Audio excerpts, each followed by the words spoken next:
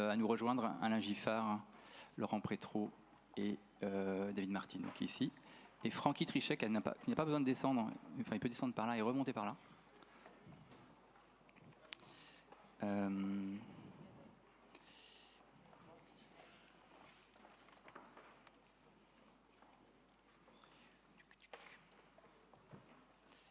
Je cherche mes notes. Alors, il arrive. Eh bien, Alain Giffard, c'est pas mal qu'il soit là-bas. J'ai deux chaises en tour, mettez-vous là, ouais, ici. Non, il y a... Tu veux te mettre où là? Comme tu veux. Non, mais ouais. Du coup, peut-être Alain, te mettre sur le côté. Oui, tu peux me mettre sur le côté. Ouais. Tout à l'heure. Et puis, Monsieur Prétrault aussi. Ça fait beau. Je vous donne un micro.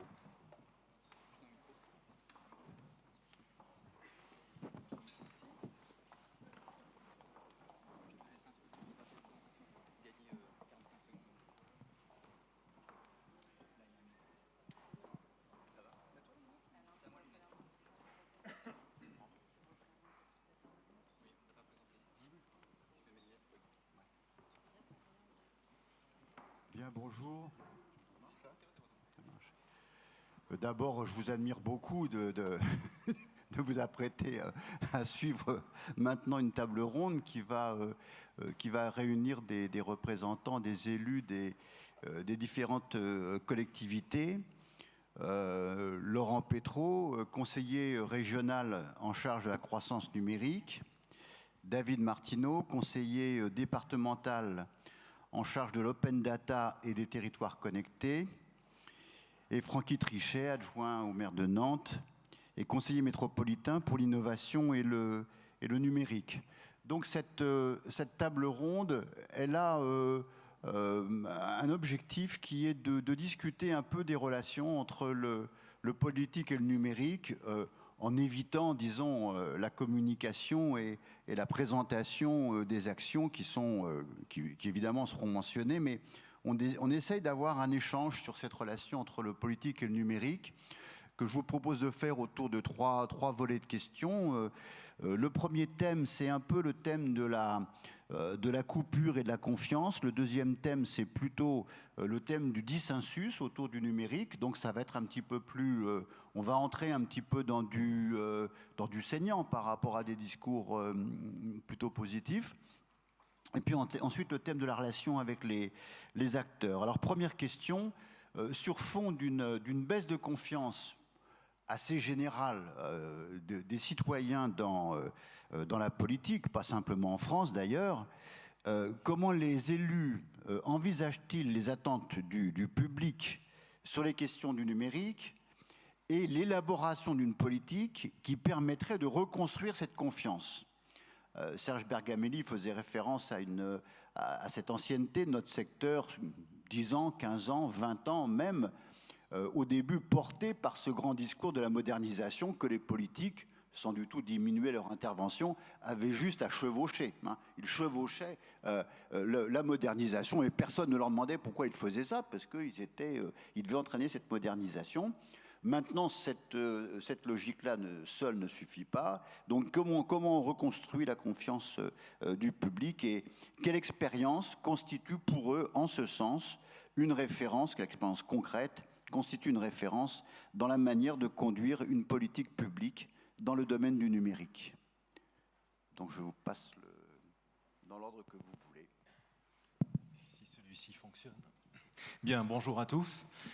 Alors, la confiance, tout à l'heure, il y a beaucoup de choses qui ont été dites et je pense que la question du maillage est extrêmement importante, le maillage entre les acteurs. Le lien de confiance entre le politique et le public, c'est d'abord qu'on sache bien qui fait quoi, sur quel sujet on doit justement agir les uns et les autres, le faire ensemble pour pouvoir avoir une cohérence justement de l'ensemble des actions. La confiance, de mon point de vue, c'est d'un côté la transparence qu'on doit au public, et le public, ce sont des publics différents, et bien tous les publics, d'une association, une entreprise, un particulier évidemment, etc., etc.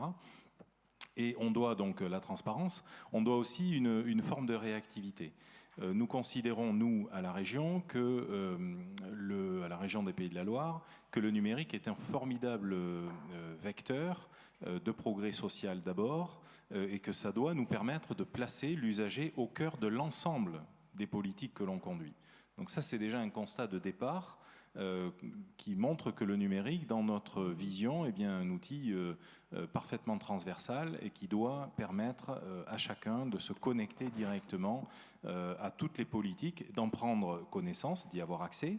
Il y a aussi une question territoriale, on en parlera certainement avec David Martineau.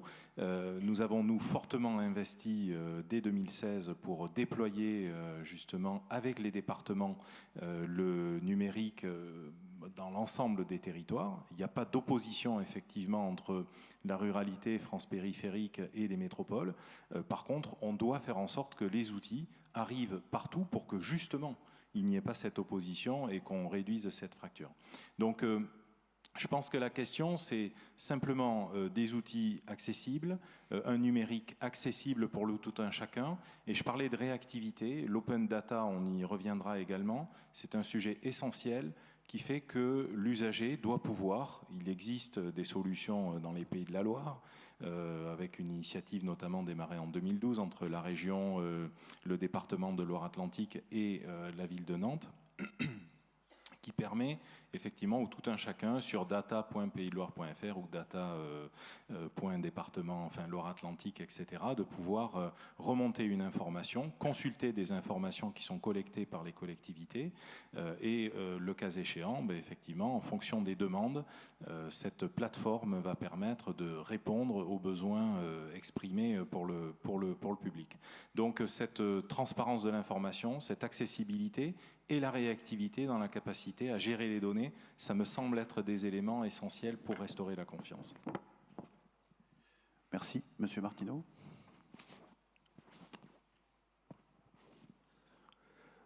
Bonjour à toutes et à tous. C'est un vrai plaisir de présenter le département à cette table ronde. Et puis je crois que la question que vous posez, c'est finalement la question essentielle pour nous de savoir comment dans nos politiques publiques, on continue d'emmener le citoyen avec nous sur un projet commun. Parce que la confiance, c'est d'abord la participation à un projet commun, c'est la compréhension des évolutions, c'est aussi un monde dans lequel aujourd'hui on est sorti d'une vision top-down des situations, hein, où les politiques décideraient de tout et où les citoyens auraient à exécuter ce qui se passe pour passer dans un monde bottom-up, d'un monde dans lequel les citoyens sont aussi acteurs de leurs projets, de développement, de leurs projets sociaux, de leurs projets associatifs, de leurs projets de territoire. Pour le département de Loire-Atlantique, c'est évidemment une forte mobilisation sur, étant donné les politiques de solidarité que l'on mène, qu'elles soient solidarité territoriale ou solidarité sociale, que de regarder comment la question du numérique ne vient pas déjà dans un premier temps aggraver cette situation. Mounir Majoubi parlait tout à l'heure de cette impression parfois que peuvent avoir des citoyens que le TGV passe au bout de leur jardin sans que même y ait accès. Je crois que c'est vraiment une de nos premières préoccupations, hein, d'agir, et on a encore beaucoup à faire, hein, même si la mobilisation est là, d'agir pour que les citoyens se sentent en capacité de pouvoir rentrer dans ce train, et donc que les gares de ce TGV existent bien disséminées sur ce territoire et pour tout à chacun. La confiance, elle est aussi évidemment dans comment aujourd'hui les politiques, les responsables politiques sont je le disais, des animateurs de projets, des animateurs de territoire. Et donc comment ils doivent pouvoir aussi faire connaître leurs décisions, faire comprendre les enjeux, permettre aux citoyens d'être informés très clairement des choses qui se passent autour d'eux. Alors on parlait rapidement de la plateforme Open Data, cette opération conjointe, et je crois que c'est d'ailleurs un très bel exemple, un des très rares exemples, ou peut-être le seul exemple en France, de 3 collectivités qui s'allient pour mettre à disposition des citoyens des données de qualité, des données interprétables, des données pour que les citoyens puissent continuer d'avoir accès aux informations nécessaires pour cette confiance. Et puis, quand même, parfois, je crois qu'on a aussi une société, et peut-être que c'est d'ailleurs une des problématiques de cette société du numérique, qui, avec elle, emmène parfois une société de zapping. Je crois qu'on parle parfois de façon trop rapide de cette perte de confiance. Moi, si je regarde les dernières études qui ont été faites par l'INSEE sur la pratique électorale lors des grandes élections, certes, on sent un certain désamour dans l'intensité de la croyance dans les projets qui sont présentés par les citoyens, mais c'est encore l'année dernière plus de 92% de la population qui est allée voter à un des 4 tours entre les 2 tours de présidentielle et les 2 tours de législative. Et donc on a l'impression qu'avec cette abstention qui monte dans les élections, qui serait cet indicateur de perte de confiance et de désamour, on a l'impression que les Français seraient sur une dérive de ce désamour politique. En fait, l'offre politique ne leur correspond peut-être pas toujours en intensité, mais les Français sont toujours là et répondent présents. Je crois qu'on est d'un des rares pays au monde où on est encore dans cette situation, donc c'est vrai que ça ne fait que renforcer tout cet intérêt pour que les politiques numériques soient un de ces moteurs pour au quotidien réaliser ces médiations. Et ces médiations, aujourd'hui, je disais tout à l'heure, notre nouvelle responsabilité, c'est d'être des animateurs de territoire. Et c'est vrai que le numérique crée cette relation particulière de pair à pair ou peer-to-peer, qui fait qu'aujourd'hui, finalement, c'est pas les grands discours ou ce qu'on pourra dire sur cette table ronde qui permettent de faire avancer les choses. C'est la réalité d'implanter au quotidien dans tous les territoires des lieux de médiation où, en toute confiance, on va pouvoir trouver un voisin, un médiateur numérique, une personne qui porte le service public auprès de laquelle on pourra entamer son parcours dans le numérique. Merci, Francky Trichet. Bon, moi je m'inscris dans cet état d'esprit en fait de se dire qu'aujourd'hui le politique n'est plus bâtisseur qu'il était avant, et il est plutôt fédérateur, accélérateur, agrégateur d'énergie, de faire la ville autrement, de fabriquer les territoires autrement. Et en fait, je pense qu'il faut instaurer un dialogue, on va dire, fluide, continu, entre la politique, entre ceux qui la fabriquent, les services, et aussi le monde du privé, et puis forcément ceux qui la vivent, les habitants, les occupants. Et ce dialogue continu, le numérique peut œuvrer justement pour, d'une part, faire en sorte que toutes nos politiques publiques qu'on puisse mener, elles soient, pour en reprendre un terme qu'on aime bien dans l'univers des médiateurs et des labs, elles soient documentées. Il y ait de la traçabilité sur chaque prise de décision en amont pour alimenter la réflexion, pour alimenter effectivement la prise de décision politique, qu'elle soit avec des débats, des controverses. Il faut susciter la controverse, même si à un moment donné la prise de décision, il faut qu'elle soit aussi clairement définie. Donc ce principe de transparence, c'est un principe d'exigence, et on voit bien que le numérique ici, il apporte des solutions qui permettent à tout à chacun de pouvoir aller effectivement, que ce soit un grand projet, comme par exemple des grands débats sur la transition ou sur le réaménagement d'un fleuve, ou que ce soit sur des projets très en proximité dans un quartier, le réaménagement d'une place. Il peut se documenter et éviter parfois ces discussions un peu, excusez-moi l'expression, mais de bars du coin dans lesquelles on avance, on échange sur des vérités qui sont pas premières. En tout cas, les faits sont parfois têtus. Il faut savoir, à un moment donné, porter à la connaissance de tous à chacun pour pouvoir justement fabriquer la société ensemble. Donc ce principe de transparence, il est pour moi primordial. Et effectivement, on a parlé de l'open data qui contribue justement à cette transparence de nos politiques publiques, de nos actions. Le deuxième élément, je crois, c'est que le numérique permet tout à chacun d'aller ce que j'appelle écouter les voix silencieuses. Je crois qu'aujourd'hui, redonner confiance en politique, c'est aussi une action proactive du politique d'aller à un moment donné ne pas toujours écouter les mêmes. On voit bien quand on fait de la concertation, du dialogue citoyen en présentiel, parfois le discours, les échanges, il y en a qui parlent mieux que d'autres, et certains viennent plus s'écouter, ils aimeraient bien s'exprimer, ils ne peuvent pas, et je crois que le numérique apporte cette chance d'aller à un moment donné susciter l'engagement et quelque part la confiance qu'une personne peut avoir pour s'exprimer sur un sujet, qu'il soit grand, qu'il soit petit. Et là, encore une fois, l'exigence des politiques que nous sommes, c'est d'aller justement essayer de capter de susciter justement l'engagement par ces voix silencieuses, et le numérique peut être un outil parce que la conciliation des temps, et on est vraiment en complémentarité sur des dispositifs de dialogue citoyen qu'on veut le plus actif possible. Donc je crois que rien n'est perdu. Cette confiance, par contre, c'est du temps long, un peu comme la recherche. Il faut parfois prendre du temps et laisser cette confiance. Enfin, c'est pas quelque chose qui va être effectivement sur des courbes très, très, très hachées. Il faut prendre du temps et il faut surtout s'engager dans cette transparence et ce dialogue continu, fluide, dans la durée. Et ça, c'est aussi malheureusement parfois le fait d'avoir des élections, des rythmes de calendrier politique qui font qu'une majorité d'une autre peut changer avec des visions, des valeurs qui peuvent être différentes. Je trouve que quelque part, forcément, ce temps aussi n'est pas forcément un temps favorable à la confiance. Bon, j'espère que le numérique va faire en sorte d'avoir, en tout cas sur le véhicule, et être un outil qui permet justement cette fluidité et cette mise en confiance dans le temps long. Merci.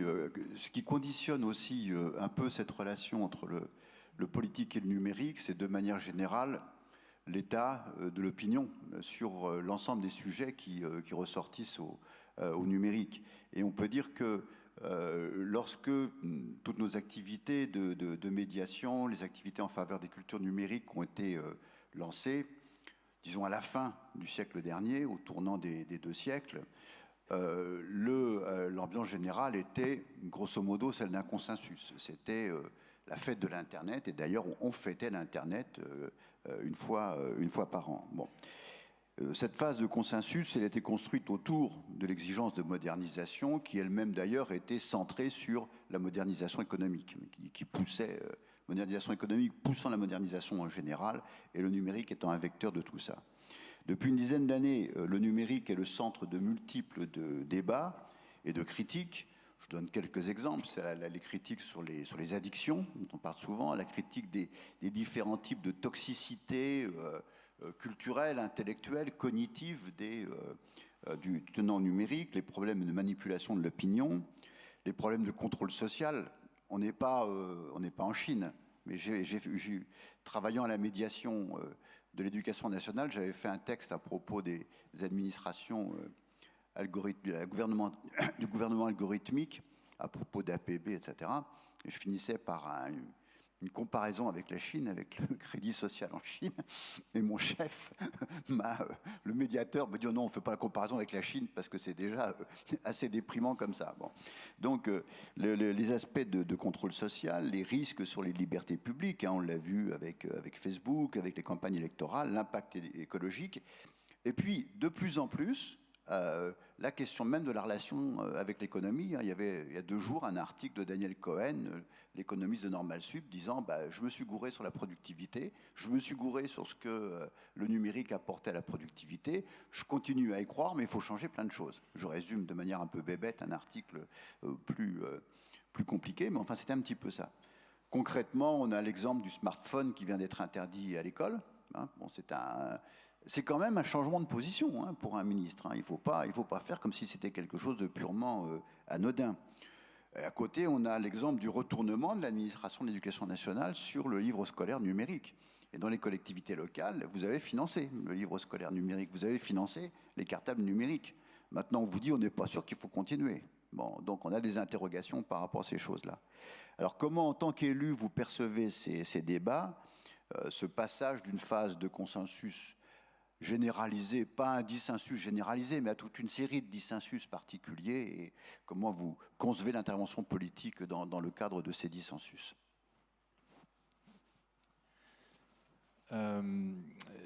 Chaque phase de progrès, d'innovation, et on en connaît évidemment une avec le sujet du numérique, génère, et c'est parfaitement normal, adhésion, méfiance, déviance potentielle, etc.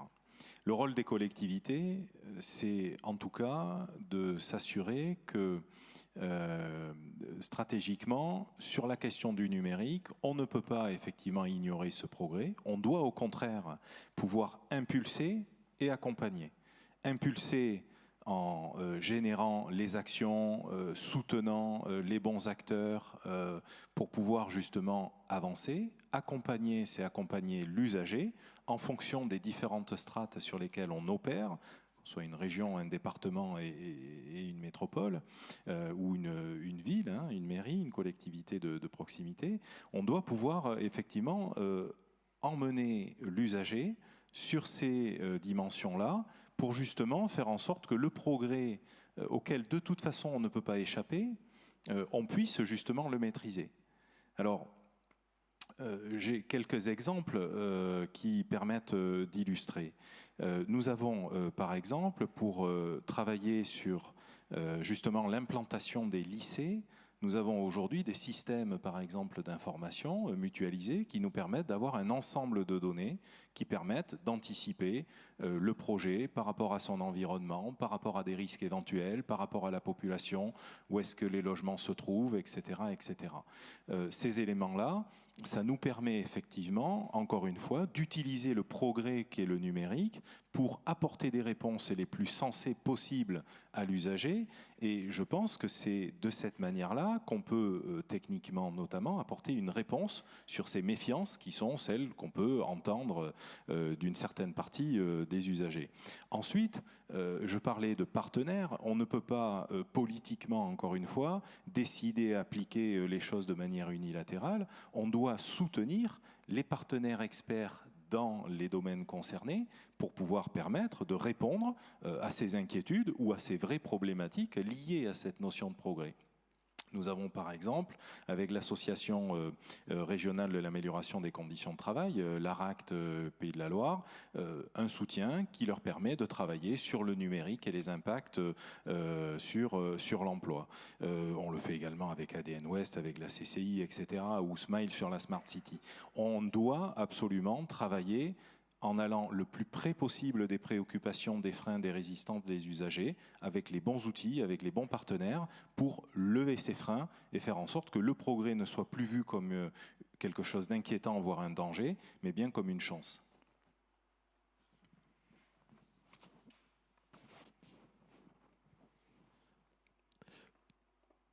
J'ai l'impression que la situation que connaît le numérique, ça a été dit déjà par tout de suite, mais finalement elle n'est pas nouvelle. C'est une situation qui accompagne l'histoire des transformations des sociétés.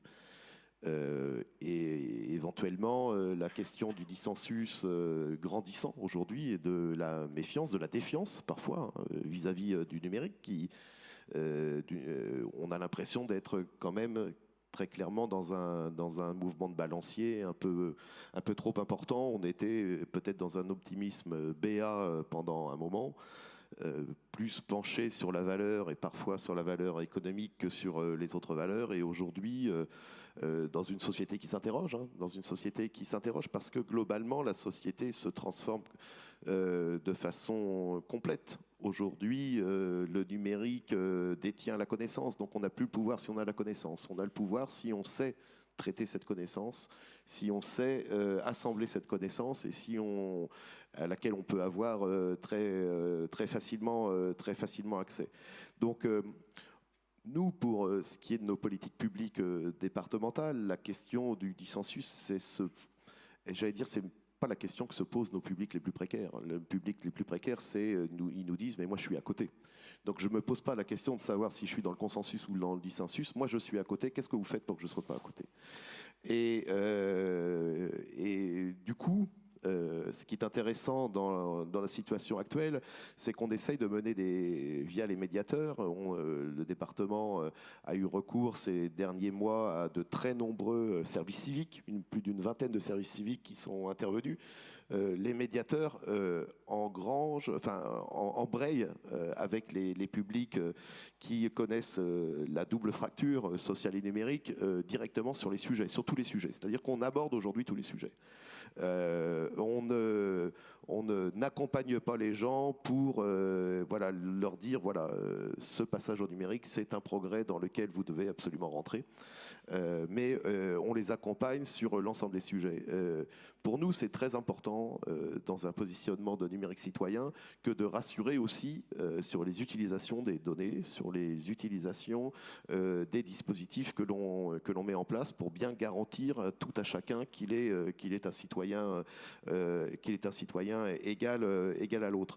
Mais aujourd'hui, je crois que cette question, après l'optimisme BA dont je parlais, cette question du dissensus, c'est sûrement une très forte opportunité pour, comme on va le faire ici pendant 2 jours, pour discuter des choses profondément, pour enfin arriver peut-être à un développement durable de ces questions. Un développement durable au sens strict du développement durable, c'est-à-dire un développement qui soit à la fois basé sur voilà, la création de valeur, hein, comment notre économie peut se développer grâce à ce numérique, comment nos services publics aussi sont aujourd'hui plus efficaces via le numérique. Hein. Aujourd'hui, quand le département de Loire-Atlantique et son président, parce qu'on fait des optimisations d'un certain nombre de processus de politique publique, peut dégager un certain nombre de postes budgétaires qui deviennent ensuite des postes de médiation, on est aussi dans le progrès grâce au numérique. Comment, évidemment, aujourd'hui, socialement, on bâtit tous ensemble cette approche du numérique. Donc je crois que c'est, nous, notre volonté au département, non pas d'être les acteurs directs. Hein, le département est une collectivité qui n'est pas en mesure, dans sa proximité de le faire, des territoires, mais en aidant les territoires à installer ces lieux de médiation, et c'est un certain nombre de propositions qu'on fera prochainement aux EPCI. Et puis, la question de l'appréhension de ce nouveau monde, c'est évidemment la question de l'éducation. On parlait pour la région des lycées. Pour les départements, évidemment, nos collégiens, ils sont des cibles particulièrement importante aujourd'hui, les collégiens ne se posent pas la question de savoir s'ils vivent dans un monde numérique. Ils vivent dans un monde numérique. Et parfois, à force de vivre dans un monde numérique, ils ne se posent pas cette question, en effet, sur cette éducation à la compréhension du monde numérique qui l'entoure. Je crois qu'en Loire-Atlantique, mais comme dans d'autres départements, on porte un effort particulier pour que, à travers le laboratoire des usages numériques, je crois que c'est 70 ou 71 000 collégiens qui peuvent avoir accès à des lieux où on apprend à se servir du numérique. Ça, j'allais dire, c'est le b.a.-ba, mais où surtout on discute et on débat de cette question, de ces questions, des bienfaits naturels du numérique comme de ses dangers, parce que avant tout, une société est durable et se développe si elle est dans une confiance démocratique, et c'est, je crois, vraiment ça notre rôle sur ces questions. Moi, je crois comme David, on est dans une belle opportunité de se reposer les bonnes questions. On voit bien la quête de sens, on voit des termes qui émergent, hein, le sens des technologies, des startups, tech for good, qu'on parle en anglais, en français, qu'importe. Je crois que moi, je suis convaincu qu'il faut continuer à cultiver cet esprit critique entre nous et qu'on puisse, à un moment donné, porter des sujets de société. Je vais prendre un exemple très concret aujourd'hui sur l'intelligence artificielle. Alors, je le prends d'autant plus que je suis chercheur en intelligence artificielle depuis 20 ans et qu'on voit bien qu'à travers le numérique, cet exemple d'intelligence artificielle qui est peut-être x10, et le ministre l'a rappelé tout à l'heure, un sujet qui incarne à la fois ce pharmacon, qui est à la fois effectivement quelque chose qu'on fantasme, et puis le poison et le remède incarnés en une seule thématique. L'intelligence artificielle aujourd'hui, c'est le bon exemple de mettre ce sujet autour de la table. C'est un sujet de société, c'est pas un sujet de science ou de technologie ou de transformation radicale dans toutes les filières existantes. Non, c'est d'abord un phénomène de société. Et je crois que là où on doit collectivement avoir une exigence entre nous, et on essaye de le faire très modestement, c'est qu'on puisse se poser la question, parce que derrière le numérique, il y a la mondialisation qui est tout de suite omniprésente. Et cette mondialisation, il y a aussi des effets très négatifs sur la perception du Nantais, d'une Nantaise ou d'une personne qui habite à La Roche-sur-Yon, je ne sais où, se pose sur... Mais en fait, c'est le numérique qui accélère cette mondialisation, même si ce n'est pas forcément vrai, mais dans la perception, c'est ça. Sur l'intelligence artificielle, l'idée, à mon avis, c'est de pouvoir poser des valeurs éthiques. Et que ces valeurs éthiques, elles soient mises sur la table, elles ne soient pas pensées par des penseurs, des scientifiques, elles soient vraiment peut-être dictées par des manifestes. Moi, j'aime bien l'idée à un moment donné d'un manifeste, puisqu'en fait, c'est un objet dans lequel on pose des valeurs et sur lesquelles une personne se revendique comme d'un collectif, d'une dynamique, si elle respecte ces valeurs-là. Et je crois qu'aujourd'hui, on ne l'a pas fait. On attend la loi pour régler, par exemple. La loi ne peut pas tout faire. Et la loi dans le numérique et je dirais dans l'innovation et les nouvelles technologies, c'est même parfois trop tard et les doutes s'installent. Et malheureusement, parce que les objets sont beaux, l'intelligence artificielle, c'est beau. Je vous le dis, je vous en confirme. Et en santé, je pourrais vous donner plein d'exemples. Maintenant, évidemment, il peut y avoir, et c'est normal qu'il faut qu'on en parle et qu'on fixe des limites réglementaires, mais aussi des limites d'éthique, de collectif, dans lesquelles les gens qui vont la faire, qui vont la déployer dans les entreprises demain, dans nos collectivités, on s'engage pour dire oui en proximité, à l'échelle d'une métropole, d'un département, d'une région ou d'un pays, ou même de l'Europe. On s'engage à pas tout mettre chez des grands privés qui, quelque part, on serait auto-dépendant des intelligences artificielles avec de la technologie qui ne serait pas dans la limite de la souveraineté. Je crois que ces sujets-là, c'est des sujets qu'il faut mettre sur le débat. Et le politique, pour moi, doit impulser et doit provoquer ces débats-là, avec l'ensemble des interlocuteurs autour de la table.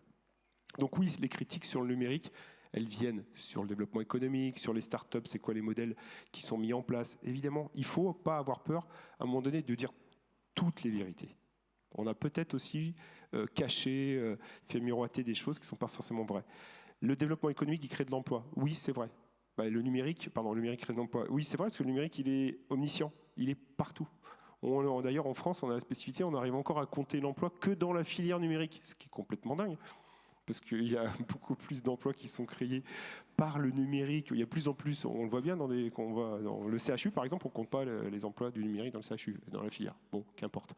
Donc je pense qu'il faut vraiment avoir ce discours de vérité et surtout mettre au débat avec une grande diversité des gens et créer des objets qui va permettre de mettre en confiance sur un périmètre, un manifeste, un collectif, et qui vont compléter les démarches au niveau national et européen, par exemple sur l'IA et la loi qui va... sur lesquels on peut imaginer qu'il va y avoir des lois qui vont être dictées. Bien, merci. Je crois qu'on ouvre beaucoup de pistes. Il nous reste encore quelques minutes pour la dernière question. Parmi les acteurs explicites du numérique figurent les médiateurs, hein, on parlait auparavant des animateurs, mais c'est la même chose. Les relations entre les pouvoirs publics et les médiateurs depuis 20 ans. Quelqu'un me disait, il y a 20 ans, la première personne politique en France avait lancé la première labellisation. C'était Catherine Trautmann qui labellisait ces espaces culture multimédia. Et donc c'était la première reconnaissance de ces médiateurs. Ces relations entre pouvoir public et médiateurs ont été passablement chaotiques. Au début, c'était conçu comme une opération de lancement, comme une opération provisoire. Si l'hypothèse d'une médiation limitée à la période de lancement, petit à petit, a été écartée, on voit bien que maintenant qu'on est dans quelque chose qui est en fait structurel, même quand on parle des publics éloignés, parce que l'inclusion, elle ne cesse de se déplacer, et l'exclusion avec elle. Donc on sent que cette action pour de la médiation numérique, pour les cultures numériques, elle est structurelle, elle est sur le long terme. Et donc, je vous pose une question toute simple, hein. C'est comment vous, les élus, vous voyez, je dirais même sur un plan personnel, ces acteurs, leurs besoins, leur vie que sont les médiateurs, parce que ils font beaucoup de choses, mais leur situation n'est pas extraordinaire, hein, d'un point de vue individuel. Ils n'ont pas non plus une reconnaissance extraordinaire. Je dirais qu'on reconnaît beaucoup l'objet et pas beaucoup l'homme dans la médiation. Bon. Et donc je vous demande un petit peu comment vous les voyez.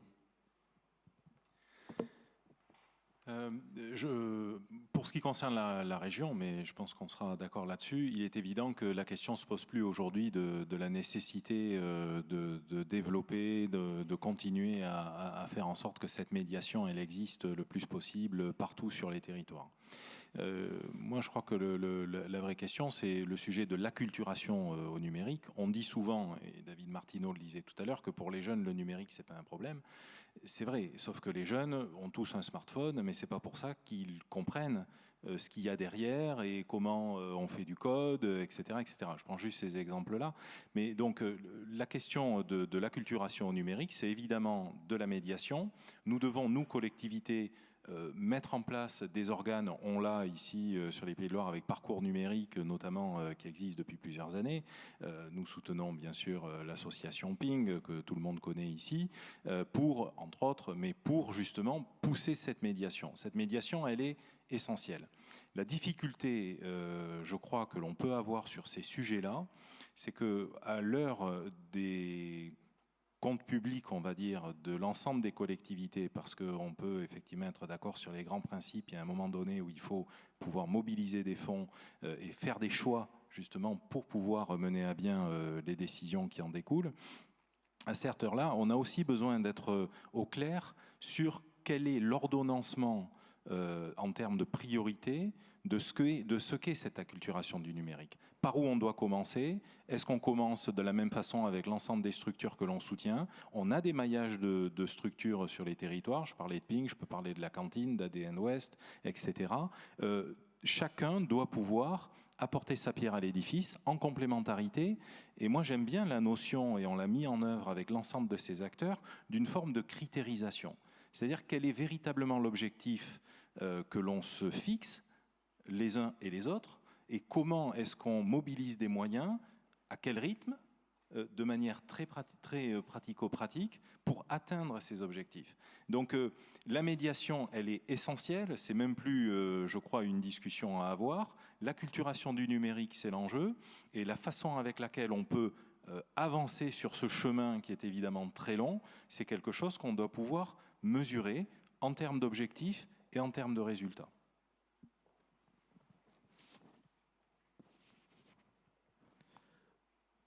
Je ne reviendrai pas sur ce qui vient d'être dit sur l'essentielle fonction de la médiation et sur la compréhension, évidemment, que les questions de médiation, on en résout une et puis une autre se pose et puis on va toujours plus loin, puis elle est plus complexe et la médiation, on en aura toujours besoin.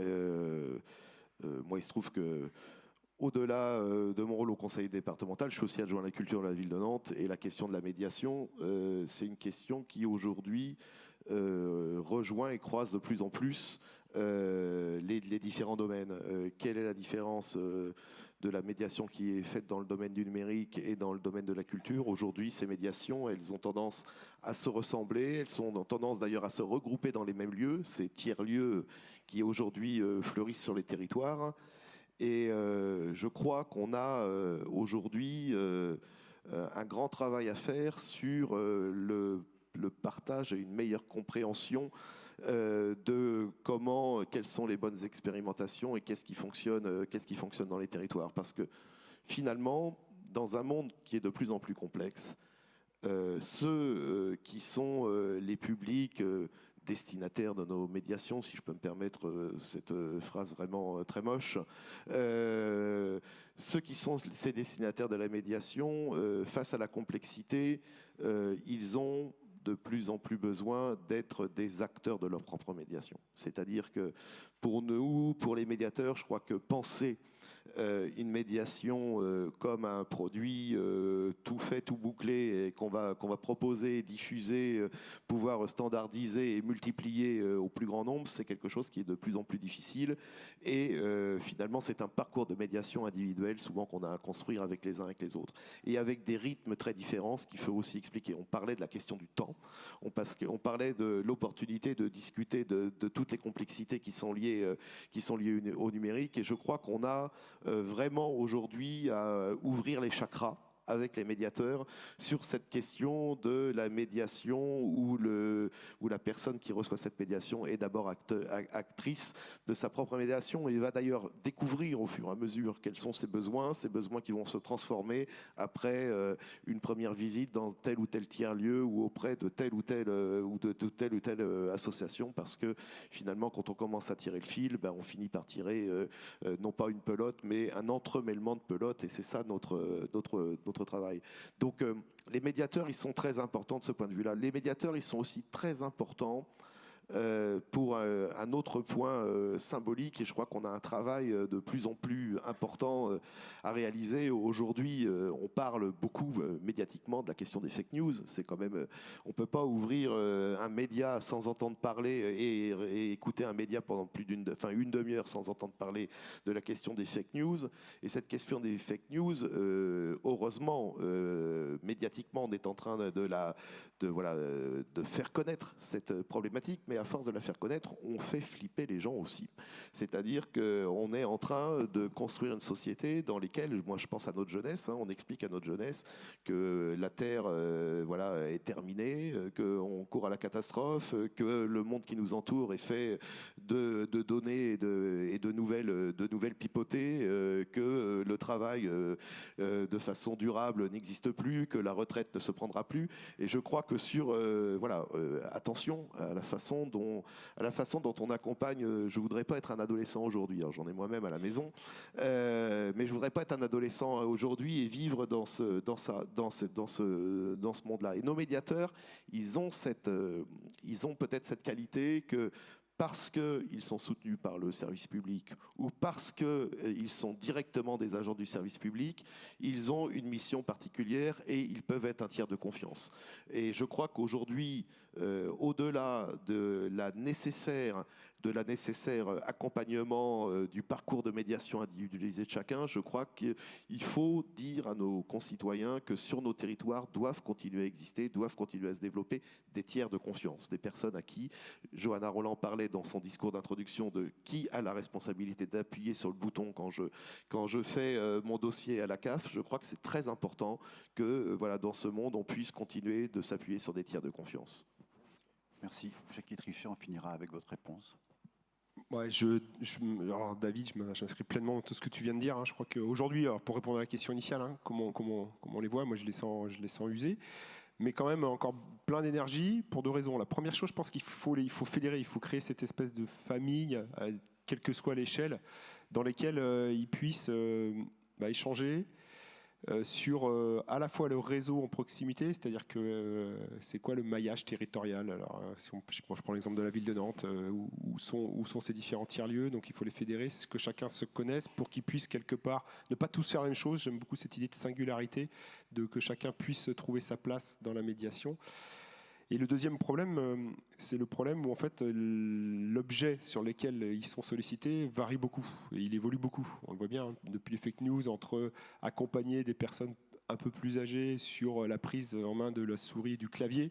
On est sur des missions qui sont extrêmement grand écart, mais sur lesquelles on leur demande toujours plus.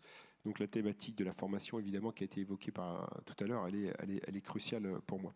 Et puis dernier élément, peut-être, moi j'ai l'impression qu'il faut qu'on ramène des nouvelles ressources aussi, parce qu'ils sont usés, parce que la dématérialisation fait aussi et la fuite en avant sur le numérique qui provoque, même Aurel San se pose des questions dans ses chansons, des vraies questions de fond sur les générations qui sont aujourd'hui confrontées à la vie en société.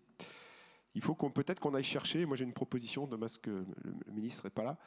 Il y a beaucoup d'étudiants qui travaillent à côté et je trouve qu'une proposition intéressante, avec qui j'ai échangé avec Olivier Herschel, qui est peut-être dans la salle, je ne sais pas, sur comment on peut utiliser le statut des moniteurs et faire en sorte que les étudiants qui travaillent pour des petits boulots pour payer leurs études puissent aussi quelque part venir dans cette logique de médiation au sens large sur le numérique, mais pas que, sur les nouveaux objets de la société qui émergent. Et je trouve qu'il y aurait un cercle vertueux intéressant de mettre en place justement cette dynamique. Alors il y a les services civiques, etc.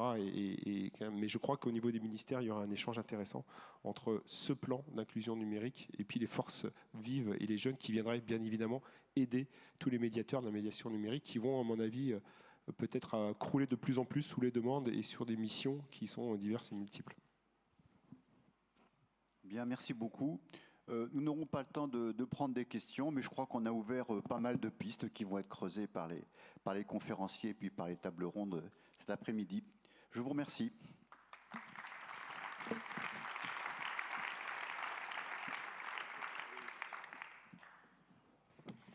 Merci beaucoup pour la qualité des échanges.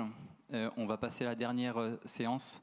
Je vais appeler Maya Dereva et Dominique Pasquier à nous rejoindre. On va passer une petite vidéo ici, juste à l'instant. Juste pour vous dire que sur le site Parcours Numérique, vous pouvez retrouver des interviews d'animateurs médiateurs. Voilà. Et puis il y a une petite vidéo qui a été réalisée sur la médiation numérique à Nantes en avril, il me semble. Élie, si tu peux la passer.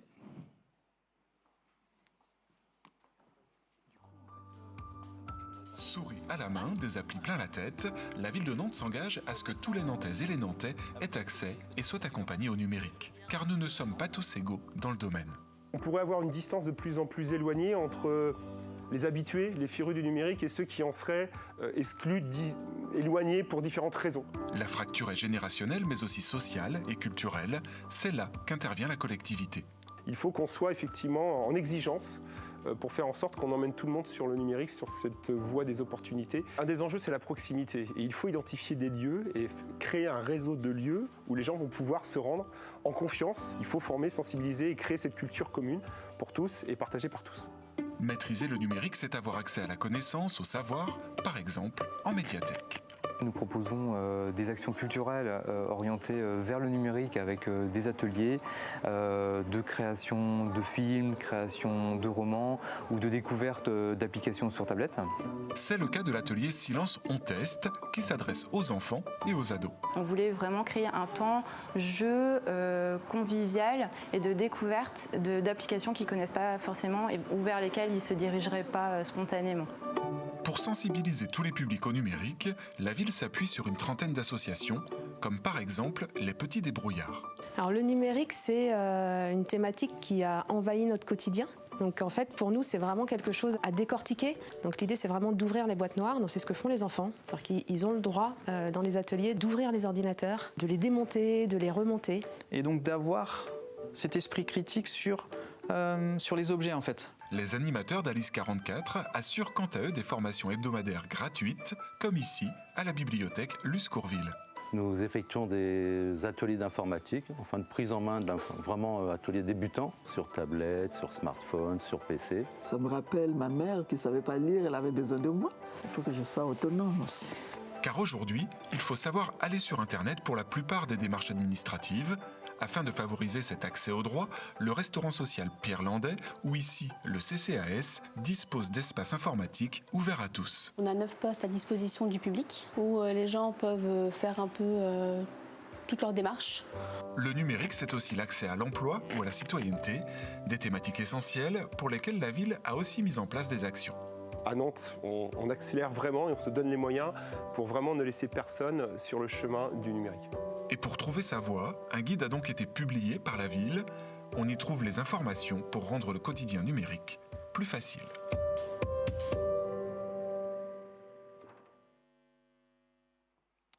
Merci. Du coup, on tenait à avoir 3 conférencières.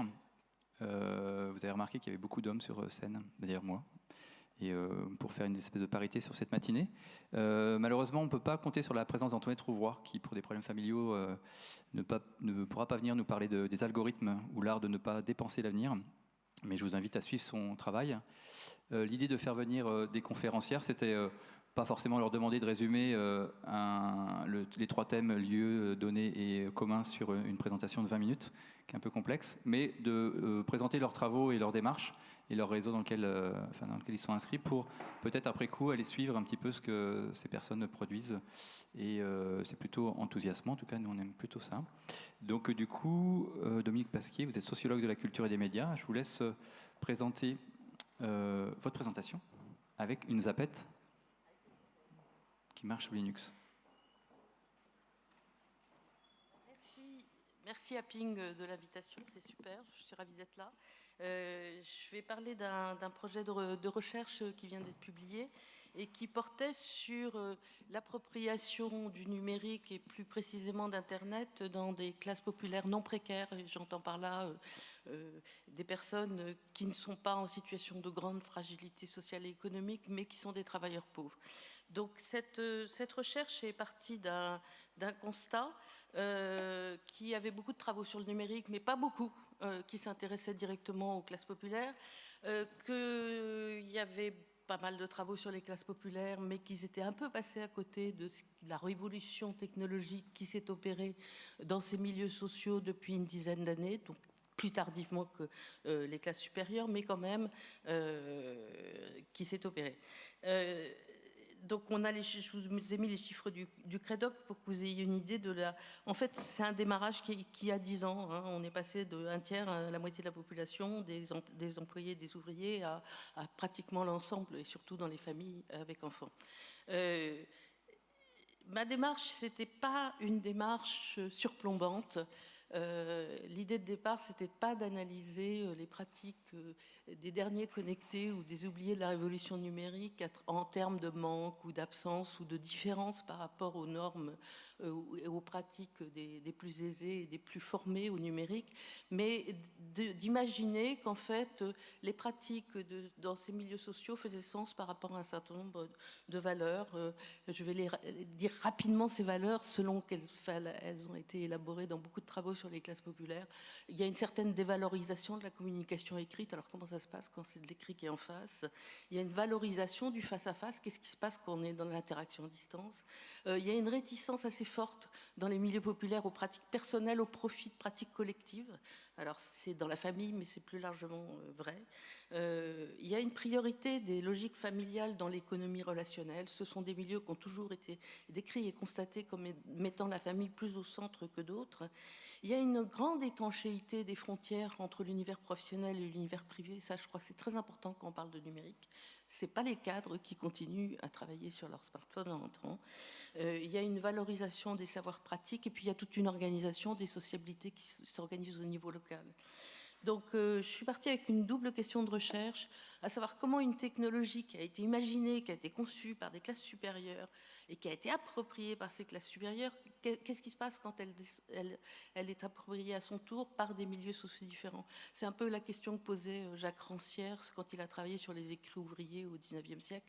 Il montrait qu'il y a une langue commune, et qu'est-ce qui se passe quand cette langue commune est appropriée par ceux auxquels elle n'était pas destinée? Et puis l'autre dimension de la question, c'est comment une technologie accompagne ou non les transformations des classes populaires, puisqu'il y a tous ces nombreux travaux très intéressants qui montrent tout ce qui s'est passé avec la massification scolaire, l'entrée des femmes de milieux populaires sur le marché du travail, etc. Donc ce n'est pas des classes populaires telles qu'on les connaissait et il y a 40 ans du tout. Qu'est-ce qui se passe quand cette technologie, est-ce qu'elle accompagne, est-ce qu'elle contrarie, comment ça se passe? Donc c'était les deux questions de base. C'était une enquête qui a été fondée sur 3 pôles. Il y avait sociabilité, culture et savoir. Et pour moi, j'étais plutôt sociologue de la culture au départ. Je pensais trouver beaucoup de transformations du côté des goûts culturels, des portefeuilles de goût, etc. Assez faiblement. La sociabilité, je m'attendais à ce qu'il y ait de la réticence à la sociabilité à distance, et j'ai plutôt constaté dans l'enquête que la sociabilité à distance renforçait les liens existants, particulièrement dans ces milieux sociaux. C'est vrai de tout le monde, mais il y a plutôt un renforcement des liens existants et une faible transformation des pratiques culturelles et des goûts culturels surtout. Et puis en revanche, le grand thème qui m'a semblé super intéressant et sur lequel j'aimerais continuer à travailler, c'est la transformation de la relation au savoir et aux connaissances. Alors je vous montre rapidement le terrain. J'ai fait 50 entretiens avec une postdoc. Classe populaire non précaire, des adultes. Je ne voulais pas des jeunes, je ne voulais pas des seniors, parce que ça pose des questions différentes. Des adultes, très souvent avec des familles, enfants, métier des services à la personne, milieu rural. L'enquête était destinée, dès le départ, programmée pour travailler sur les territoires ruraux et semi-ruraux. Et puis, au fil de l'enquête, on a fini par analyser qualitativement 46 comptes Facebook d'ouvriers et d'employés des services à la personne, des gens qui présentaient les mêmes caractéristiques sociales que l'échantillon des interviewés et qui sont avérés très intéressants pour comprendre d'autres choses dans ce qui s'échange. En gros, ça vient d'être publié, ça s'appelle l'Internet des familles modestes, enquête dans la France rurale.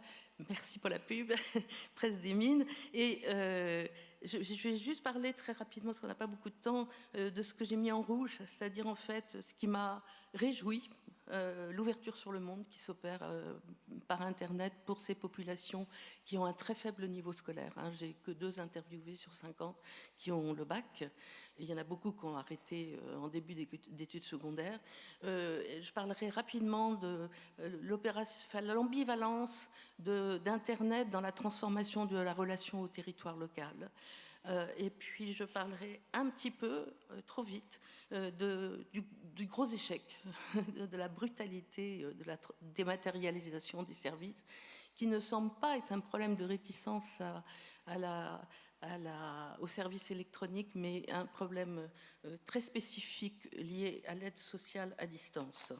Je continue.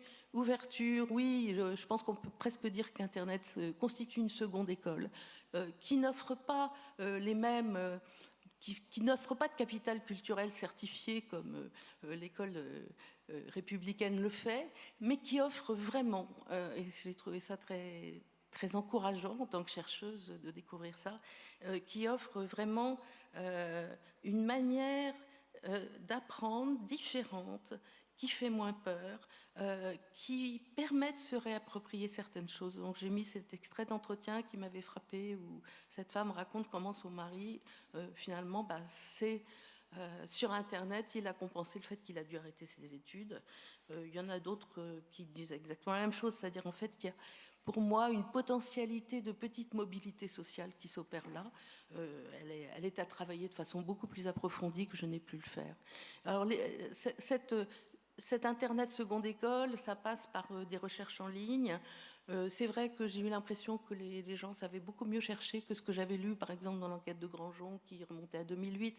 Donc peut-être qu'on peut dire aussi que apprendre à chercher, chercher, ça s'apprend, et que visiblement, ça fait moins peur qu'avant, et que même s'il y a dans l'échantillon des interviewés une petite dizaine de femmes qui se sentent mal à l'aise avec la recherche en ligne, et les autres sont quand même très très assurées et ont finalement mis en place des manières de se prévenir du problème de la fiabilité des sources, etc.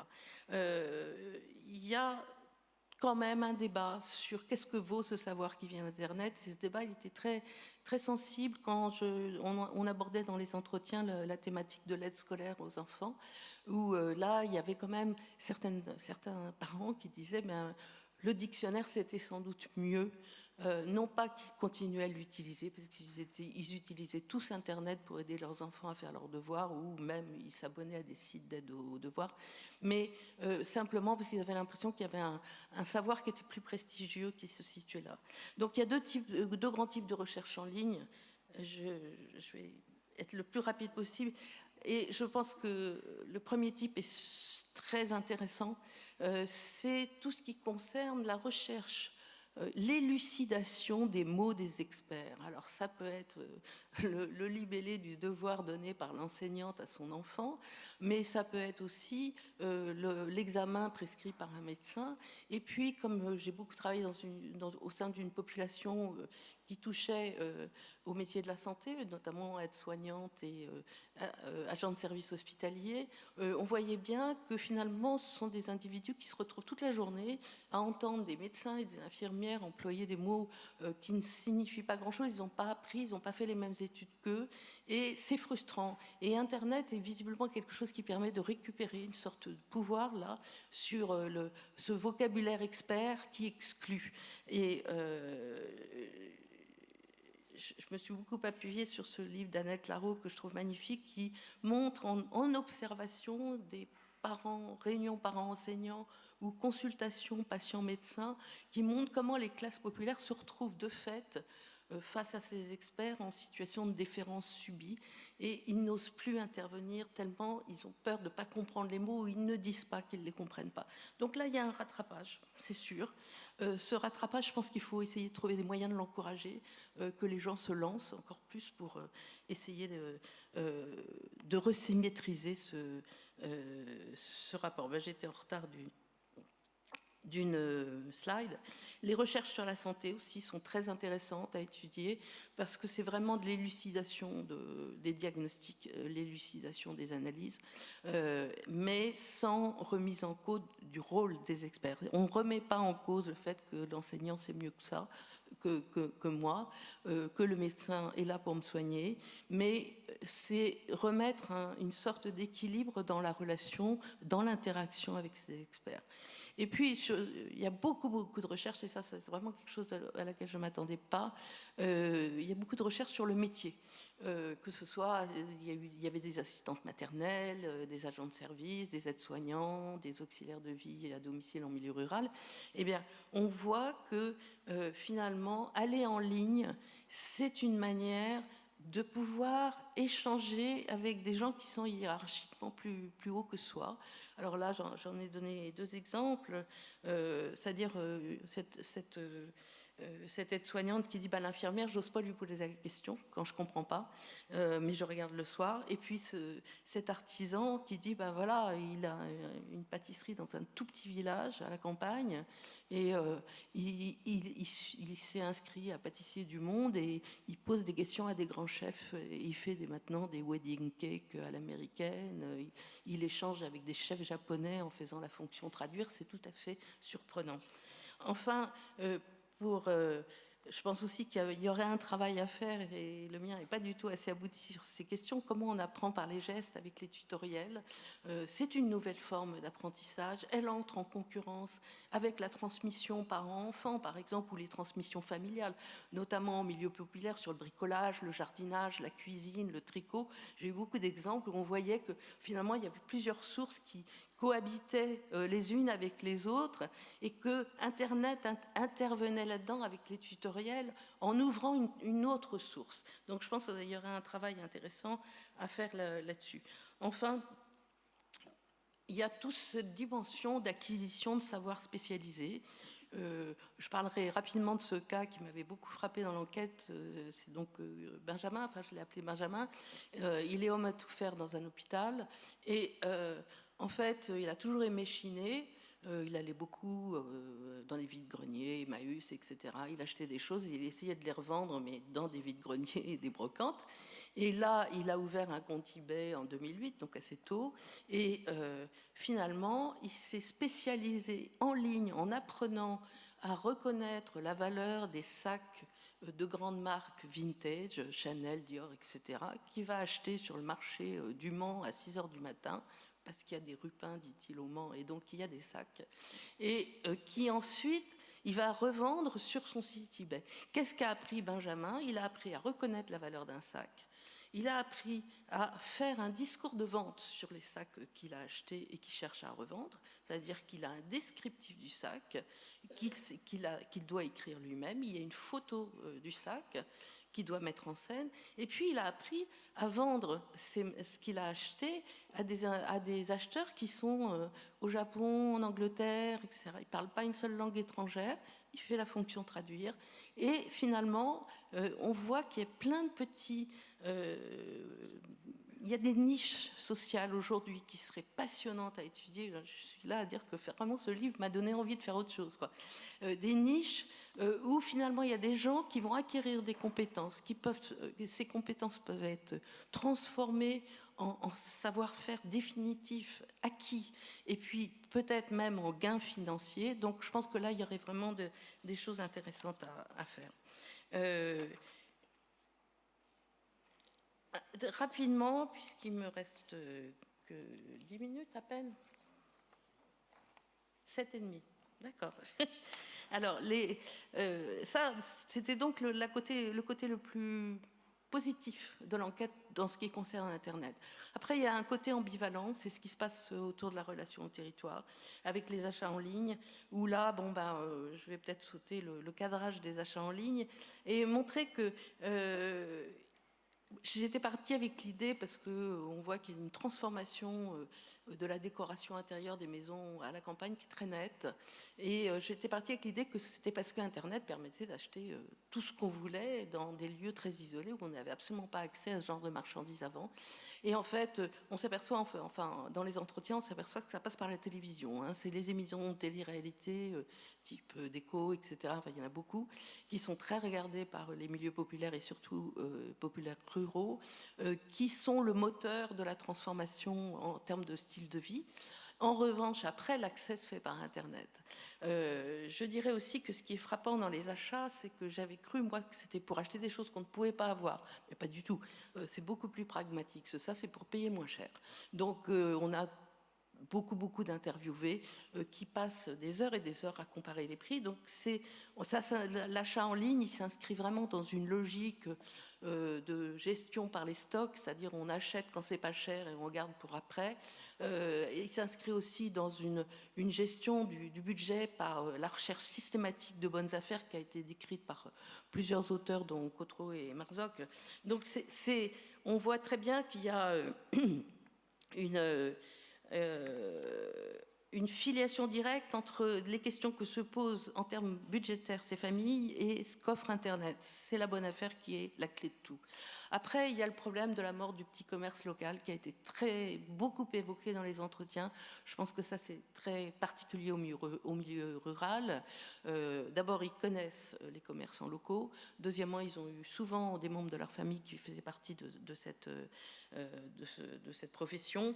Et donc, il y a cette discussion permanente avec soi-même et avec le commerçant qui est, j'ai trouvé 200 € moins cher sur Internet, qu'est-ce qu'on fait? Donc, il y a de la négociation avec un sentiment de culpabilité assez fort, sentiment qui ne se pose absolument pas dès qu'on passe au marché d'occasion entre particuliers, notamment le Bon Coin, bien sûr, où là, on s'aperçoit qu'il y a à la fois un immense plaisir de la flânerie. Le Bon Coin, par exemple, comme d'autres, sont géolocalisés depuis pas mal d'années maintenant. Donc, on cherche dans l'entourage qui vend quoi, enfin, dans le village, qui se débarrasse de quoi. Et puis, il y a donc le plaisir de la flânerie est très, très présent dans les discours qui sont tenus. Et puis, surtout, il y a toute une élaboration dans ce qui est décrit de ces achats et de ces ventes sur ces marchés de biens d'occasion, il s'agit d'un argent moral. Parce que ça me fait un peu d'argent et ça dépanne pour pas cher quelqu'un qui est en face. Et surtout, ça évite la chose qui est très présente dans la population que j'ai étudiée, la peur du déclassement social. Donc garder sa fierté avec le Bon Coin, comme le raconte cette interviewée dont les parents avaient recours aux associations charitables pour vêtir leurs enfants, on voit très bien qu'on peut... c'est des marchés, c'est par rapport à la culpabilité qu'on peut avoir en tuant le petit commerce parce qu'on achète en ligne. Là, au contraire, on est dans l'idée que finalement, il y a une manière de sauver l'honneur, sauver la fierté avec ces achats. Je finis là-dessus. Internet, lieu de parole, alors ça c'est toute la partie de l'ouvrage qui concerne l'analyse des comptes Facebook. Donc j'ai analysé les échanges, de quoi on parle, avec qui, etc. Enfin, je ne pouvais pas savoir avec qui, mais sauf que très souvent il y a des apostrophes tante, marraine, enfin, donc on voit que c'est très familial. Et sur la question de la brutalité, de la dématérialisation des services d'aide sociale, je pense que bon, vous travaillez dans ce secteur et vous savez très très bien tout ce qui se passe qui ne va pas. Donc c'est une dématérialisation qui se passe extrêmement mal. Les gens n'y arrivent pas. Mais je dirais que pour la cadrer plus largement, moi j'ai eu l'impression en faisant l'enquête qu'à la fois, elle relevait du refus de l'échange par mail, qui est quelque chose que moi j'ai découvert en faisant l'enquête, à savoir que dans ces classes populaires, on n'utilise pas le mail comme moyen d'échange. C'est considéré comme quelque chose d'asynchrone, froid. Il est réservé uniquement, l'adresse mail, et elle est souvent commune aux deux conjoints du couple, voire à toute la famille. Elle est réservée uniquement aux achats, puisqu'il faut laisser une adresse mail, et au service administratif. Donc le mail est associé à un pôle difficile, puisque du côté des achats, ça veut dire qu'on reçoit des centaines de mails de pub une fois qu'on a fait un achat sur un site. Et donc, ces fameux mails de Pôle emploi se retrouvent noyés dans 400 mails qui n'ont pas été ouverts parce que c'était que de la pub, sur un moyen d'échange qui ne fonctionne pas, qui n'est pas utilisé par ces gens-là, alors qu'il est utilisé très largement comme moyen d'échange chez les cadres et d'autres. Deuxièmement, je pense qu'il faut aussi voir ça comme un refus de la rupture du face-à-face dans l'explication de la détresse, et que dès qu'on a besoin d'argent, recevoir quelque chose d'aussi froid qu'un message écrit asynchrone, ça ne va pas. Et troisièmement, je pense que c'est aussi la peur du déclassement social, qui était quelque chose de très présent dans l'enquête, qui fait qu'on ne veut pas être assimilé aux assistés et que c'est douloureux, la situation dès qu'on touche de l'argent de Pôle emploi. Donc je ne vais pas finir, mais juste vous montrer par exemple un des comptes où il commence à toucher de l'argent du chômage et tous ses copains réagissent « Oh, l'assisté, l'assisté ». Donc on voit très bien qu'il y a un truc qui est dur, alors que même ces populations-là ont des ruptures d'emploi assez fréquentes ou des défaillances de patrons privés dans le cas de l'emploi à domicile. Et donc on arrive à des situations de haine très fortes, très violentes, et qui correspondent plus globalement à finalement une analyse triangulaire du monde social qui est avant, il y avait le haut et nous en bas, maintenant il y a la haine des élites, eux, et puis il y a en dessous la haine des assistés, ceux qui profitent, qui ne travaillent pas. Donc on a cette position très complexe du travailleur pauvre qui est pris et qui finalement rejette à la fois ceux qui sont au-dessus de lui en dénonçant l'arrogance, la corruption, etc., mais aussi rejette très fortement, et bon, après on arrive à ces discours que vous connaissez sur la dérive, assistée, immigrée, etc. Voilà, merci beaucoup.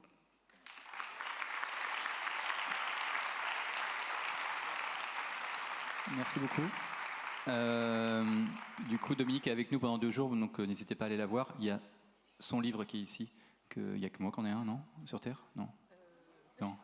Oui, qui va sortir bientôt. Du coup, j'invite Maya Dereva à venir. Normalement, j'avais prévu une petite animation à ce moment-là. Je devais enlever mon pull et montrer mon t-shirt Fuck Off Google que m'a offert Jérémy Zimmerman pour l'installation d'un campus Google à Berlin. Du coup, ça croise la réflexion de M. Trichet sur le fait de travailler avec des étudiants. Et puis après, je devais rebondir sur le bol de Michel Briand, mais qui vient juste de partir, qui était offert par la ville de Brest lors des rencontres du Forum des usages coopératifs, avec qui on travaille depuis une dizaine d'années. Et puis on s'était posé la question d'un goodies, mais je trouvais que c'est un bon moyen de parler des communs. Non, bon, ça n'a pas réussi. Donc Maya, je te laisse nous expliquer un petit peu ce que c'est les communs de la Peer-to-Peer Foundation. Je te file le micro. Merci, bonjour à tous et à toutes. En guise d'introduction, déjà, j'aimerais te remercier de m'avoir invité. Ceci étant, j'appelle de mes voeux une société véritablement pair à pair, dans laquelle un jour on m'invitera pour d'autres raisons que le fait que la nature m'ait doté d'un vagin à la naissance. Voilà. Ça c'est dit. La deuxième chose, c'est que pour moi, c'est très particulier et un petit peu contradictoire de venir vous parler des communs et du pair à pair juché sur une estrade. Alors, je vais jouer le jeu, mais je n'irai pas sur le pupitre quand même. Voilà. Alors, qu'est-ce que c'est que les communs ? Je vais commencer par un exemple que vous connaissez certainement tous, Wikipédia. Qu'est-ce que c'est que Wikipédia ? Au départ, c'est une ressource. On a plus de 30 millions d'articles dans plus de 280 langues qui sont publiés aujourd'hui. Une ressource, ça veut dire qu'il faut en prendre soin, non seulement d'un point de vue technique, donc tous les serveurs pour héberger les pages, mais aussi sur le plan des contenus que contiennent ces pages, qui s'en préoccupent. Et donc, il y a une communauté qui partage la ressource et qui en prend soin. Cette communauté, elle est très vaste et elle est organisée. C'est-à-dire que tout le monde peut s'inscrire sur Wikipédia et proposer des contenus, mais il y a différents stades de droit d'accès. On peut ajouter, modifier, mais il y a également des profils qui ont des droits supérieurs. Il y a jusqu'à 15 statuts de contributeurs différents sur Wikipédia. Et donc, il y a un système de gouvernance qui n'est pas hiérarchique, qui est auto-organisé, mais qui est quand même assez complexe. Au départ, il y a un consensus, il n'y a aucun débat sur une page. Ce consensus, il est un tout petit peu plus actif à partir du moment où il y a débat. Et donc, on commence à discuter sur les pages de discussion. Et quand vraiment on n'est pas d'accord et que ça peut monter au niveau des conflits, il existe aussi un comité d'arbitrage qui va statuer. Donc voilà, pourquoi Wikipédia est donc un commun ? Parce qu'il réunit les caractéristiques du commun. Alors je vous propose une définition. Pourquoi je dis une ? Parce que c'est un champ en pleine étude et que ce n'est évidemment pas fixé. Mais cette définition, elle mérite d'être simple à comprendre. Comme on l'a vu dans l'exemple, une ressource prise en charge par une communauté qui décide, qui s'auto-organise et qui décide qu'elle souhaite prendre soin de cette ressource et qui donc avec le principe de une personne, une voix, met en place sa propre gouvernance et donc des règles d'accès. Qui dit commun ne dit pas forcément ouvert à tous et libre en permanence. C'est là toute comment dire, la spécificité de la notion de commun. On n'est pas sur du logiciel libre ou des images Creative Commons données au monde. On est vraiment sur une structure politique et économique qui prend soin de la ressource. Alors évidemment, ça va prendre des visages tout à fait différents si on parle d'un commun numérique, d'un commun naturel, une forêt. On ne gère pas de la même manière le four du village que Wikipédia. Voilà. La définition, elle est générique. Ensuite, les formes de gouvernance sont extrêmement variables. Ça allait trop vite. Voilà. Alors, les communs en France, bon, évidemment, ça existe depuis très très longtemps, bien avant l'avènement du numérique. Mais on peut dire que c'est revenu un petit peu sur le devant de la scène en 2009, parce qu'une économiste américaine qui s'appelle Elinor Ostrom a reçu ce qu'on appelle le prix Nobel d'économie pour ses travaux sur les communs. À partir de là, ça commençait vraiment à se redévelopper au niveau conceptuel. J'ai tenu à citer VECAM, qui est l'association qui est la première à avoir remis ce sujet au goût du jour, et en France en tout cas, et qui est naturellement passé des pratiques numériques à cette question des communs. Et puis ensuite, sur le territoire, c'est à Brest que le premier événement a eu lieu en 2009, donc. Et puis tous les 2 ans, ça a pris un petit peu d'ampleur. Les villes se sont auto-organisées pour proposer des événements autour de cette question des communs.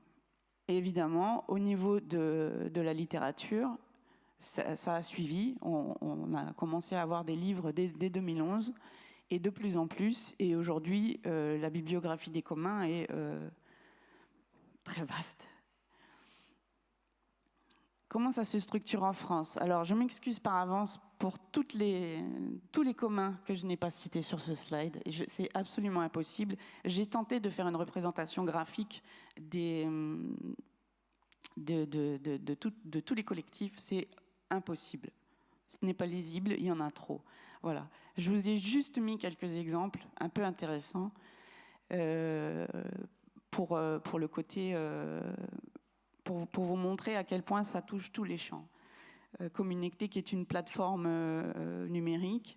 La COP des communs, qui est une association qui va s'intéresser plus au lien entre les communs et l'ESS et les pouvoirs publics. La Fabrique des mobilités, qui est aussi une association qui essaye de créer des communs sur la question des mobilités, notamment le covoiturage. Movilab, qui est un très gros wiki qui nous permet de voir à quel point les tiers-lieux se développent en France. Point commun, c'est un collectif informel qui développe des outils numériques pour les communs, wiki, chat, forum, etc. Remix the Commons, qui est un très gros wiki aussi, et qui propose de la documentation. Si vraiment vous avez besoin de creuser le sujet, je vous conseille ce wiki. Voilà, Savoir commun, qui s'occupe des communs de la connaissance. Valeureux, qui est aussi une association. Franchement, c'est vraiment le minimum que je pouvais vous proposer. C'est juste pour vous montrer que c'est très très riche.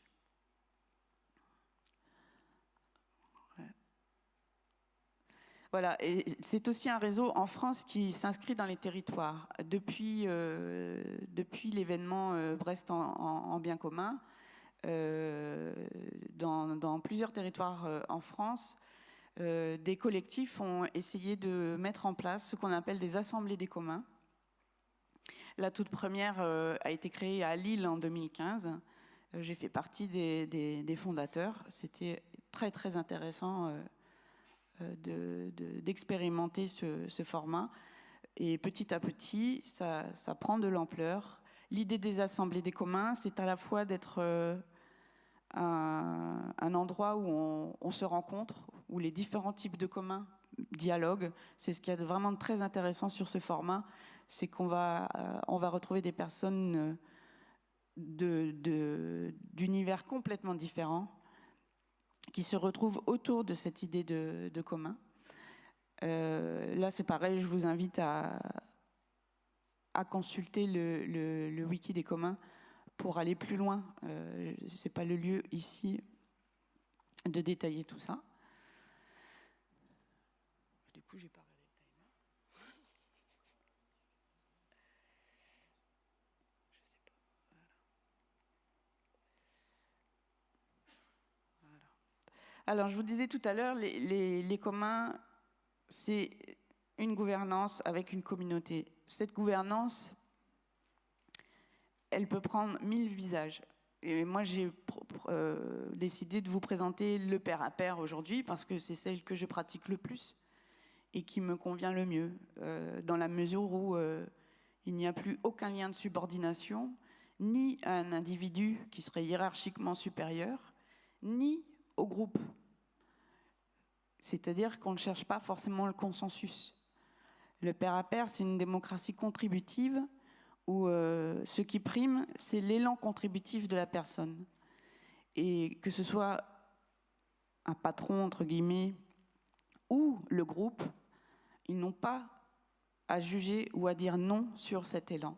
C'est très particulier comme fonctionnement. Il est modulaire, c'est-à-dire que c'est moi qui choisis les tâches que j'ai envie de faire. Et puis je me spécialise, si j'en ai envie, sur ce qui me plaît, ce qui me fait plaisir, là où je me sens la plus compétente. Il est anticrédentiel dans le sens où on ne me demande pas de diplôme ou de référence pour faire ce que j'ai envie de faire. On me fait confiance, a priori.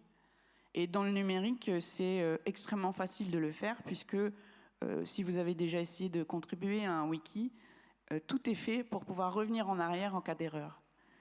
Ce qui fait qu'on fait confiance à la personne, on lui dit vas-y. C'est comme ça que moi que j'ai découvert les communs. En m'inscrivant sur le wiki de la Peer-to-Peer Fondation, j'étais totalement inconnue, personne ne savait qui j'étais, on ne m'a pas demandé mes diplômes, on ne m'a pas demandé non plus si j'étais un homme ou une femme. On m'a ouvert la porte, on m'a dit vas-y, travaille. Et cette confiance-là, ça génère un sentiment de gratitude qui est très très fort. Gratitude qui est en plus,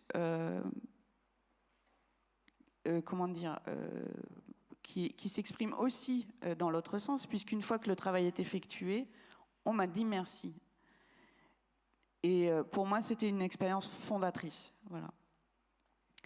Le pair à pair, c'est transparent, on l'a évoqué ce matin, ça ne peut pas fonctionner si on ne laisse pas des traces. Et donc, si on ne documente pas ce qu'on fait, si on n'annonce pas ce qu'on va faire, parce que même si effectivement l'idée c'est que personne ne peut véritablement s'opposer à ce qu'on propose, le fait d'annoncer « je vais faire telle ou telle action », ça permet tout de même d'ouvrir le dialogue et que si quelqu'un se sent vraiment, vraiment mal par rapport à la proposition, il puisse le dire et qu'il puisse y avoir discussion. Voilà, les usagers sont des contributeurs, ça change complètement l'état d'esprit par rapport au travail qu'il y a à faire. Ça n'a plus rien à voir ni avec le salariat, ni même avec le fonctionnement associatif qu'on connaît tous. La contribution, ça veut dire que j'ai envie d'apporter quelque chose au commun et cette contribution, elle est acceptée de facto. On ne se retrouve pas, parce que même dans l'associatif aujourd'hui, je ne sais pas si c'est comme ça que vous le ressentez, mais pour moi, je trouve que c'est extrêmement hiérarchisé. Les statuts qui sont utilisés la plupart du temps et qui n'ont rien d'obligatoire. La loi de 1901 ne dit absolument pas qu'il faut un président, un trésorier et un secrétaire. C'est juste un usage qui a pris le dessus. Dans les associations, donc, le fonctionnement reste très hiérarchisé. Et l'avantage du pair à pair, c'est de casser cette hiérarchisation et de proposer, même pour les associations, des statuts de fonctionnement beaucoup plus horizontaux, avec des assemblées générales permanentes plutôt qu'une fois par an, où le dialogue est permanent. Et ça aussi, le numérique permet de le faire.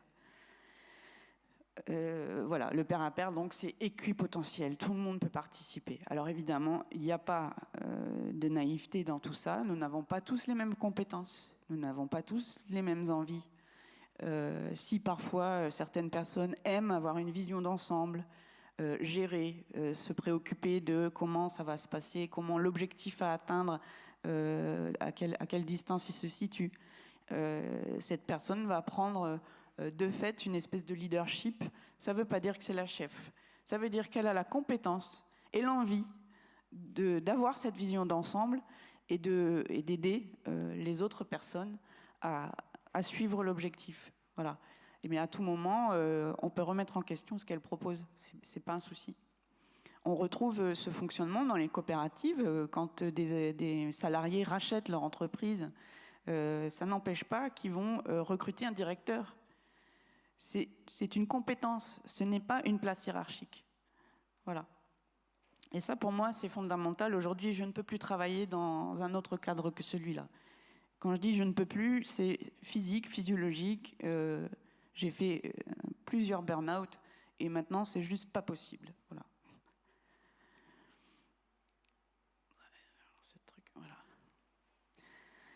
Donc en fait, on voit bien que c'est pas seulement une manière de s'organiser le pair à pair, c'est une vraie dynamique sociale de production. Il y a un projet politique qui est clair, qui est bien défini. C'est une organisation qui est distribuée plutôt que hiérarchique, et donc le lien de subordination n'existe plus. Et ça, c'est fondamental. Mais c'est pas seulement un mode d'organisation qui ressemblerait à celui des ordinateurs. Chacun fait ce qu'il a à faire et puis on dialogue avec un protocole TCP/IP pour savoir si tout le monde est OK. C'est aussi une logique sociale et solidaire. Il y a des valeurs de redistribution. Quand on contribue à un commun en utilisant le pair à pair, on pense à la redistribution de la valeur qui a été créée dans ce commun. On pense également que la puissance publique, les institutions ne sont pas des ennemis, ce sont aussi des pairs avec des personnes, des vrais gens dans les institutions qui parfois souffrent aussi de la situation dans laquelle elles sont. Et donc il y a une vraie volonté de partenariat avec ces personnes, de dialogue et de sensibilisation à des changements de pratiques. Voilà. J'ai bien précisé quand j'ai écrit le petit texte pour présenter ce que j'allais dire aujourd'hui que c'est un voyage subjectif. Il s'agit de ma vision des choses. Dans le milieu des communs, il y a plein de façons de voir évidemment le rapport au commun et le rapport à l'institution. Personnellement, je pense que sortir du combat en imaginant que le marché ou la puissance publique sont des ennemis à abattre, ça peut être très constructif et ça permet d'avancer. Évidemment, il faut de la patience, il faut du dialogue, il faut passer du temps avec les personnes. Mais c'est ce que je fais et j'y prends beaucoup de plaisir. Et il me semble que quand on discute avec des élus, des représentants de l'Assemblée nationale, des personnes du Conseil d'État, mais qu'on leur parle d'égal à égal, sans déférence, sans les mettre sur un piédestal, sans les considérer comme des sachants, simplement bonjour, moi c'est Maya, bonjour Yvonne, on discute, on partage. J'ai le sentiment qu'à elles aussi ça leur fait du bien et qu'elles y prennent du plaisir. Voilà. Donc le pair à pair, c'est aussi ça, c'est un état d'esprit vis-à-vis de l'autre, du père, et ça n'existe pas, mais de la mère, MAIR, voilà. Et c'est une gouvernance qui va s'adapter à chaque ressource, à chaque territoire. Il n'y a pas de modèle, par exemple, pour les assemblées des communs. On voit bien qu'elles se développent de manière tout à fait différente à Lille, à Marseille, à Grenoble ou à Toulouse. C'est forcément une histoire locale avec des élus, des associations, des entreprises locales qui n'ont pas la même histoire d'un territoire à l'autre. Et il ne s'agit pas d'imposer un modèle qui viendrait d'en haut. Une assemblée des communs, ça se construit ensemble, là où on se trouve, et avec l'histoire du territoire. Voilà. Je voulais aussi vous donner un exemple très concret de ce que ça peut vouloir dire, les communs, dans le monde du numérique. Il y a 3 ans maintenant, j'ai commencé à contribuer à un projet qui s'appelle la synergie numérique. Et comme tous les projets informatiques, il y a eu la même courbe, c'est-à-dire c'est génial, on va y arriver. Au bout d'1 an et demi, c'est la cata, ça va jamais le faire. Et au final, on arrive aujourd'hui, là, ce mois-ci, à la sortie d'une plateforme qui s'appelle transiscope.org, qui a été, voilà, ce sont 8 associations, comme les Colibris par exemple, qui ont réussi à se mettre autour de la table et à mettre ensemble toutes leurs plateformes. Alors c'était évidemment un énorme défi technique au départ. Il a fallu trouver les moyens techniques de mettre ensemble toutes ces données qui sont forcément pas sur les mêmes technologies, qui se recoupent, donc il y a des doublons. Il a fallu imaginer un vocabulaire commun pour créer une ontologie qui permette d'afficher quelque chose de cohérent. Donc sur le plan technique, c'était déjà un sacré défi. Mais ce qui a fait que ça a fonctionné, et qui a permis de remonter la pente au moment où on s'imaginait qu'on n'y arriverait plus, eh ben, c'est le facteur humain, c'est-à-dire la mise en place d'une gouvernance. Et c'est là que le commun devient véritablement un commun. Les associations se sont réunies, elles ont discuté de leurs valeurs, de ce qu'elles souhaitaient voir apparaître dans la plateforme ou pas, par rapport à ce qui était dans leur propre plateforme. Elles ont co-écrit une charte. Ça a été aussi un gros travail. Et c'est seulement à partir de ce moment-là que, magiquement, le côté technique est devenu faisable. Voilà. Ben, c'est parfait. Ben voilà, parce que je ne pouvais pas venir vous parler du numérique, du commun, du pair à pair, sans, je ne vais pas m'étaler longuement, mais sans vous sensibiliser à cette question. Certains ou certaines d'entre vous le savent peut-être, mais ça fait déjà un certain nombre d'années que nous savons que nous allons arriver au bout de certaines ressources, et notamment les métaux, les terres rares, le pétrole, c'est-à-dire à peu près tout ce qui fait qu'on peut fabriquer des ordinateurs. Et je pense que pendant ces 2 jours où on va parler numérique, il me semble important de garder à l'esprit qu'aujourd'hui, le numérique est partout, on s'imagine qu'il sera partout tout le temps dans l'avenir, et on base beaucoup de nos réflexions sur cette croyance. Mais je pense qu'il est vraiment important d'imaginer que peut-être, et dans pas si longtemps que ça, hein, les études parlent de 2020-2030, donc c'est de notre vivant, c'est pas en 2100. Il va falloir commencer à réfléchir autrement et considérer le numérique comme un commun, une ressource à pérenniser et de laquelle il va falloir prendre soin, parce que on n'aura plus les iPhones, les ordinateurs, etc. à la demande en permanence. C'est quelque chose qui va se réduire. Et il me semblait important de vous sensibiliser à cette question et à vous demander si vous êtes prêts à relever ce défi d'un numérique low-tech. Merci. Merci, merci. Charlotte, où es-tu?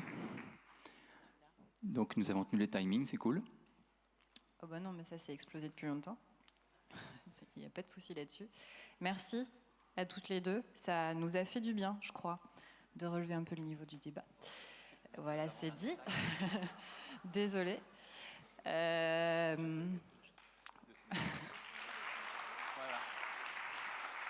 remercie aussi les personnes de la table ronde que j'ai aussi trouvées intéressantes par ailleurs. Ne vexons pas tout le monde. Moi, je vais juste conclure pour vous remercier pour votre patience.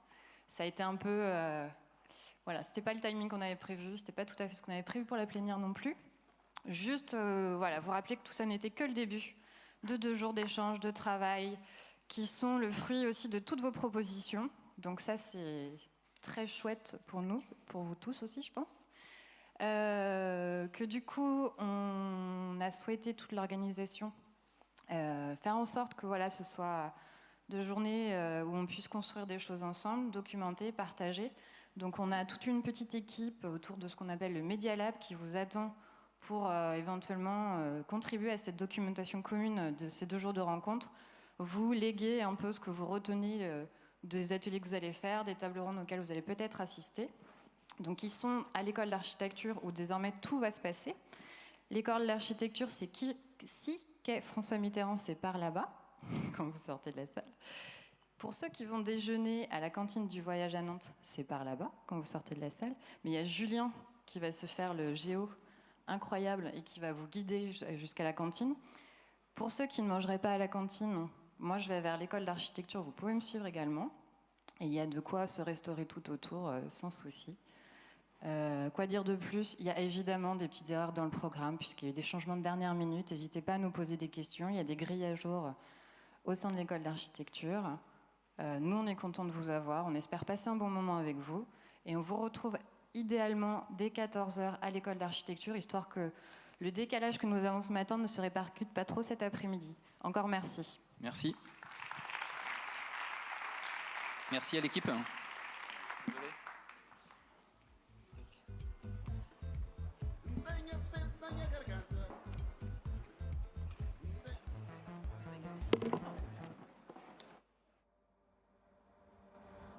J'ai regardé dans ton téléphone, il y avait un...